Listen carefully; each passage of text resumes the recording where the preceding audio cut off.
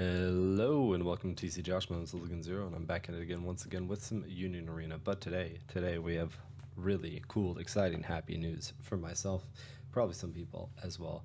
We just got announced that we would be getting Black Clover in English far sooner than what they got in JP, because they had to wait for how many sets did they go through before they got their 1, 2, 3, 4, 5, 6, 7, 8, 9, 10, 11, 12, 13, 14, 15, 16, 17, 18, 19 or so sets, 20 sets before they got Black Clover. We're getting a set number 8, so pretty awesome. Hope you guys are ready and are excited for all of this, like I am myself. Don't forget to like and subscribe if you are. We're gonna go over a couple of decks, and if you saw it, I talked about how I made some Black Clover decks. I made 6 different Black Clover decks. I've been making a lot of decks. I'm extremely excited for the game, as you can tell here. But we're gonna go, start off with, I think, the deck I'm personally going to be building first, which is going to be this green Austin deck. This isn't 100%. It's a little bit different from the deck I did play on one of my videos, if you want to go check that out. But it's pretty close. So my color card is going to be Julius. He on plays, looks at 3 cards, gets to add a card, trash a card, and whenever he is checked from your life, you get to play a card with 2 cost active. Pretty good. Really powerful card. Got your Astas, your more Astas.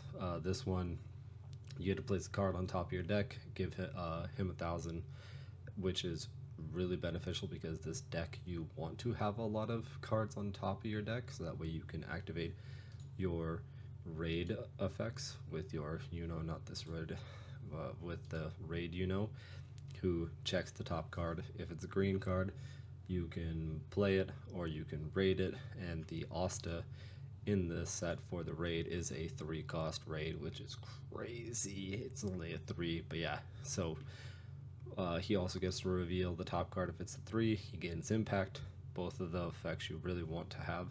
So this card being able to stack a card and buff himself to make him a 3,500 swing is pretty good. I say pretty good too much, but we'll keep going from there. This Asta is kind of a ridiculous raid card as well, because he just has, well, this effect is part of his raid. You have to raid with him, but he doesn't trigger draw effects, which is really good. And then if there's a unit in your area, all characters gain 500. So there's a lot of stacking buffs in this in this deck. He gives himself 500. If you have multiples of him, he will keep giving yourself 500. There's a field spell that also gives you 500. But yeah, really good. I have her in here just as like a kind of stall card, because I felt like this deck didn't have enough removal, because there's only really the 4 removal cards in the entire deck, and there's nothing else. So I put her in here just because you can combo her with the, wow, just adding all of them, with this one, who on play draw 1, trash 1, so you're just cycling through, and you can have this stun a card, really good, draws another card, you get 2 draws off of it, pretty powerful. And then we have this one is a vanilla. This gets 500 if there's an Asta. On play, you can return a card, so you get to return to like your draws, your Julius's, stuff like that. Even your field spell that on play, look at the top card, you can place it on top or bottom, all these cards. So he has a lot of things that he can trigger to kind of like get more recurrence. So definitely a played card you want. Even putting this card back in your hand, who gets to look for gets to look at the top 2 cards and rearrange them however you want. As long as there's an Asta, you're 90% times gonna have an Asta. And then this Asta, who gets to always be considered a 3 cost, which is what you want to have on the top of your deck, so that way your other cards will trigger. And he gets a 500 buff and his impact negate. Really good. Then we have just your AP resets and your kill spells. This is such a really weird kill spell, but to each their own. This is the deck I'm going to be building. There's a couple of cards I'm thinking about switching out. Like there's the Nurse in here. Gonna probably play her, or not Nurse, Nun. Sorry, Nurse Lily or Nun Lily. Gonna be putting her in here just because she gets to look for an Oster or probably gonna try and fit her in here somewhere. I'm not 100% sure. I do like having Julius just because he is our 4 colors and he is a 2 cost or a 2 energy generator. You don't really need a lot of energy. The energy curve for this deck is very low. It's a 4 is the highest. There's nothing else that you're really going to be playing that's bigger. There's a couple of other green cards that are big, but you're not going to play them in here. To the next deck list for green. This one was really hard to build. It's clunky and weird personally. I wouldn't pay too much attention to it. Your boss is is really good. It's a really good boss monster because she could restand a character and give it 1,000, which you're going to be doing a lot to like buff your Frigolions, so that way he's a 5k, gets impact. Who else? There's another one who wants to be 5k and can get a buff off of that. Not this guy. Her? Nope. One of the other characters.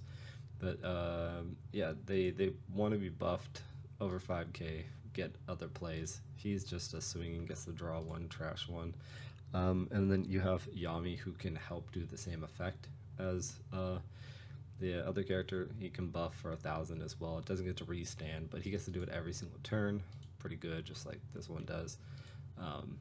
He gets to get you more energy generation because he can generate energy in the front line. Not bad. It's a clunky deck, so don't look at this one too much. I'm gonna try and figure out a way to build it a little bit better. Then we have the triple triad, demon triad deck that is kind of interesting, looks really cool. I like all the art for the guards and everything. You got your on play minusing, you got your on play drawing, trashing. She gets to generate an extra energy as long as she's active. Draw 2, trash 1, and then when you pop her, there's a lot of like retiring effects in this deck.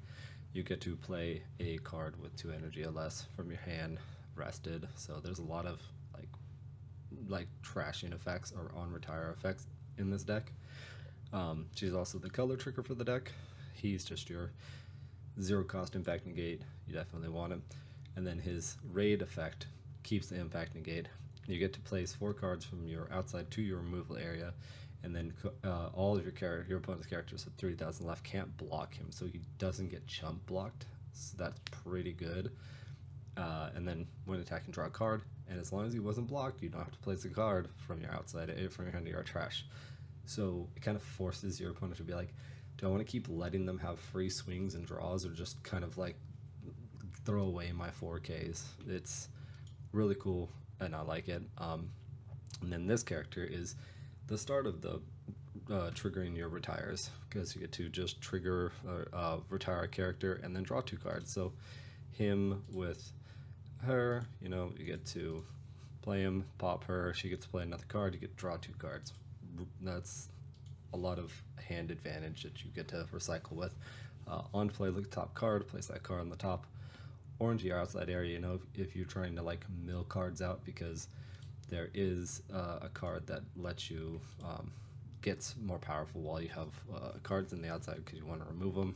This guy, your Dante, place 4 cards to the outside area to remove, and then choose one of the effects. You can have damage, you can have double block and impact negate until the start of your next turn.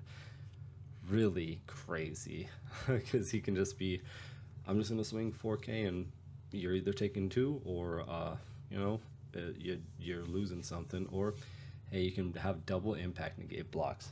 Also ridiculous. And then you have the Raid Dante. On play, 2 characters and your opponents get minus 1,000 until the start of your next turn, so they will stay at 1,000 less the entire turn, and then attacking, trash 2 cards. I didn't want to play him at 4, and I'll tell you why, because I'll show you the card, what makes it why you want to play 4, which is the Tree of Apostle. At the end of your attack phase, if you have 0 cards in your deck and 3 Dark Triad characters with different names on your area, you win the game. I only blame one of this, and I'll tell you why. The rest plays 4 cards from your outside area to remove area. If you did draw a card, place 1 card from your hand, you can only activate it once per turn. It's a great card. Don't get me wrong. I don't think this alternate win condition is what you should play around for this deck. I think having it at just 1, so that way you can play it and have it as the 2 energy and kind of keep doing that cycling effect to kind of get more cards out, could happen. You could win with that alternate win condition, which is why I put it in there. But I don't think it's the reason you should build the deck around that, which is why I don't have more of the Raid Dante in here, because the win attacking would be a lot of like help to kind of get this out going. I don't think that's what you want, though. I think that effect is kind of a bait, personally. Maybe in Volume 2 they might give this a lot more ways to draw on trash, but for right now I probably would just kind of keep it as more of like a one of, personally. And then the Black Bulls purple deck. This Asta is crazy. He gets impact if you have 4 or more, and then characters that he battles lose impact during this battle, so, or impact negate. So he gets to swing, even if they have impact negate, doesn't matter. He just gets to negate it. It's pretty great. And then on retire, you can take the resource under him and just play it. So you just keep it on the front line. So if you have like the little Astas, that's it. Wow. Oh no, this Asta. Yep. Or the impact negate Asta, so that way you have a blocker for the next turn. And then during your turn, he has 1,000 more, so he's a 3k. Pretty good. I like it. This guy is your draw engine, basically, because whenever your opponent activates a main, you get to draw a card as long as you have another Black Bull, which you're probably going to have at 3 energy. You have Noelle. Noelle is your searcher, looking for cards. You have Vanessa. Vanessa's great because she's on play, get to play a card, and then if there's 6 or more, you get to play with the 1 with 2 a cost or more, and then if it's if you have more 6 or more Black Bulls, you get to raid a 4 cost or less, or play a 4 cost or less, which is what you need for the Asta. And you'll probably have 6 different ones, 6 of them. It's not different, just so you guys know. It's just 6. So you will more than likely have that as long as you get to like having 6 cards on your board. Yeah, pretty easy to do. Finroll lets you get just return a card. It's just your double energy, basic double energy return cards. Magna is a draw 1, trash 1 as long as you have a Black Bull. So he's your free 0 if you need it, but you can always get a draw with him. And then we have Yami. On play, if you have 6 or more, choose a character with 4,000, pop it. Good extra removal for the deck, always nice. Then when attacking, you can buff a card, really good. So that way your 3Ks turn to 4Ks, your 4s to 5, stuff like that. Definitely a really powerful card, just so that way you can, get big swings out and kind of remove things off the board when you need to. And then you have Gauche, who on play, choose 1 Black Bull trait character and choose a character the same name as the chosen character, requires 2 or less AP from the outside area, and play it rested. And then at the end of your attack phase, retire the card. You're playing this so that way you can play Astas, the low cost ones, so that way you can raid into this Asta so you can get swing off. That's the whole point of this Gauche, really, or even playing some of the other ones so that way you can get draws and searches, kind of get stuff that you want from your deck. Your AP restands, your removal card. This one's kind of cool because it's 1,000 for each Black Bull. And then your field spell, why do you have there 5?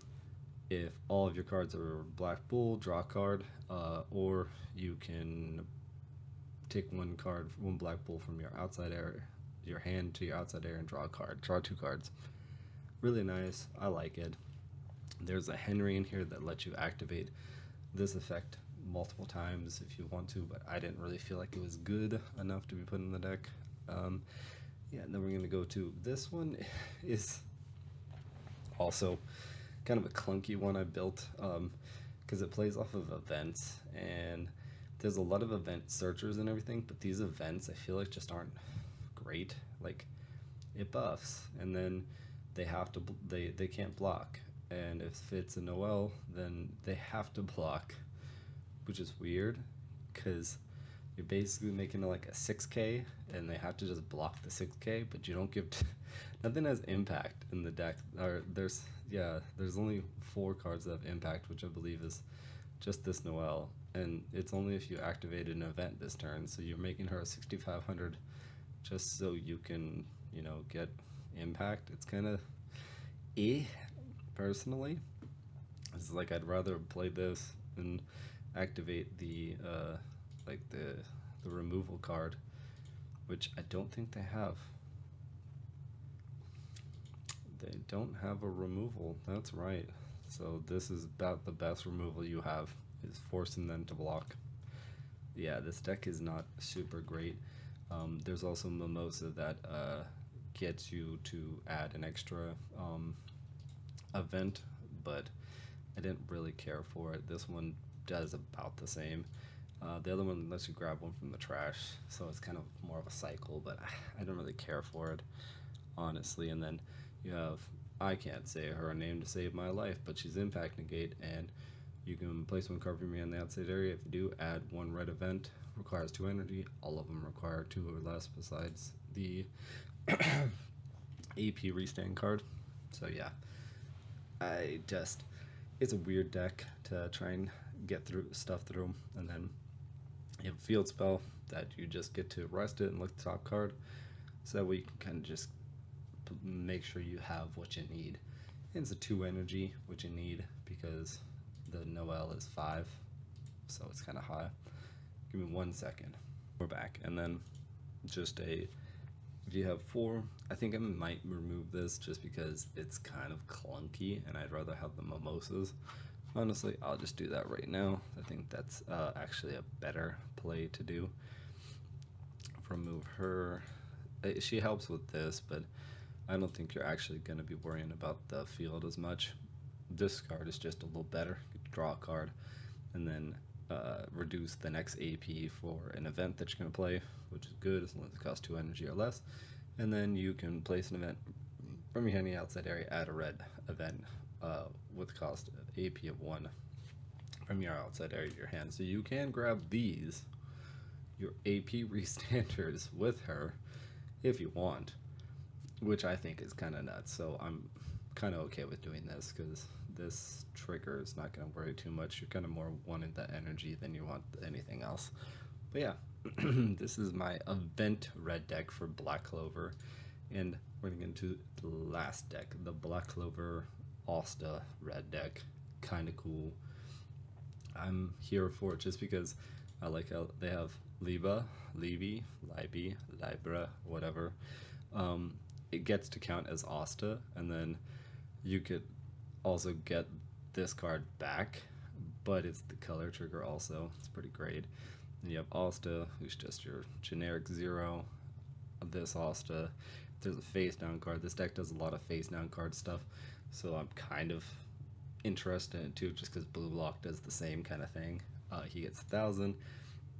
This Raid Asta is a really good card. If you have a card underneath it, you can remove it, so that way you don't have to get rid of the top card. If you don't, then you can. But yeah, pretty good. Then choose a character on your front line and retire it. 1 second. Alright, we're back. Yeah, removal card always needed in the deck. And then you have this guy, the other demon in Black Clover, drawing a card. When attacking, you can buff an Asta or Libby and place 1 card from the top of your deck under a chosen face down card or character, so you can swing with him first, put the card into this Asta, so this Asta doesn't have to worry about it. I like it. It's a great card. And then, why are we skipping over all these cards? We have this other Raid Asta. On play, place 1 card from the top of your deck under this face down character. Choose 1 of your opponent's front line and it loses its original effect at the beginning of the turn. That's really nice because you can just neuter an entire card. Like, they have impact, don't matter. Double damage, doesn't matter. You get to activate an effect to buff yourself or a different character or draw a card or whatever it may be, doesn't matter. Get rid of it. It's done for the whole turn. Next turn is all mine.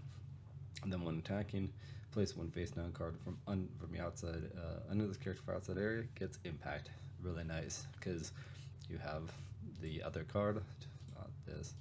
You have him who gets to place a card every time he's attacking underneath it. So very good combo that they have going on. You have Asta with step, then you have him with his impact negate. So you have gray. I like this gray just so that way you can kind of keep playing more cards and it buffs the character. So I kind of like that because you can set it to active and buff the character. So you just have, you can play, no, you can't play him.